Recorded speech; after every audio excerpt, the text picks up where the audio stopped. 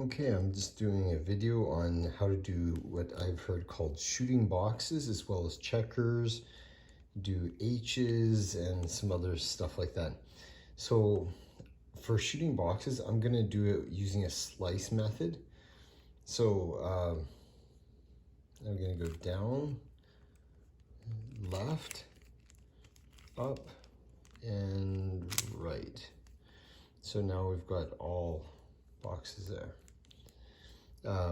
Now, if you are trying to solve this and you don't know which way it was done, if you do that same process again, what can happen is you can either solve it or you'll have all shooting boxes at the end, or alternatively, you'll have 4 shooting boxes and then the 2 ends on the sides will be solved. So in order to determine which way to do it, we're just going to look at the centers and we're going to think about them as if we're we're moving the center. So the yellow center needs to go to the yellow side, the orange needs to go to there, and the blue comes there. So those centers need to move in a counterclockwise direction there. So if my memory serves me correctly, the top, the back, and the right will move counterclockwise using the same moves I showed you earlier. And then the left, front, and bottom will move clockwise that way. So let's try. Down, left, up, right, and yes. So these 3 sides moved counterclockwise, the centers I mean, and these 3 centers moved clockwise. Okay, now using a slicing method again for doing a checkerboard, we'll just do a double slice that way, a double slice this way, and a double slice that way. And so I'm sure almost everyone already knew about that, but there we go anyways.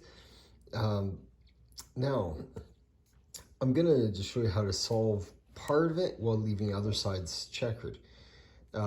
So this is something I'll show you later. We'll make an H if it's already solved, but do a double turn, then a double slice there, a double turn at the bottom again, and then a double slice in the middle.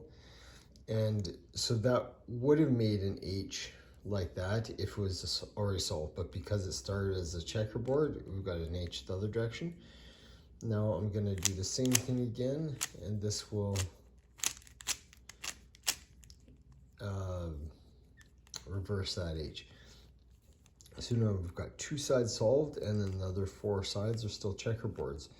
So another way to partially solve it would be like this. It's a little, you need to do 6 turns this way instead of, for the H's you just do 4, but we do a double there, a double, double, double, double, and double. So those 2 pieces are solved. If we rotate it, do the same thing again, we'll solve the other ones. And so you just manipulate just the 2 opposite sides while leaving the other ones the same. Now, maybe I'll do the H method again here to solve this. So obviously that's solving it the hard way, the slow way. Now with it all solved, I'll just show you once again about doing the H.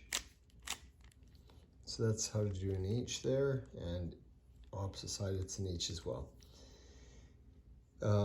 Now if you were to do that one that just switches those 2,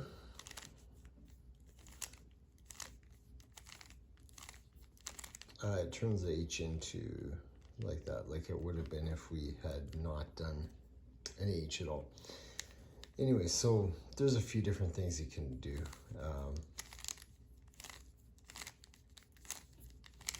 So if you just have the 2 sides and just do the regular method of doing a checkerboard, then you get checkerboards everywhere except the ones that were checkered a minute ago are solved. So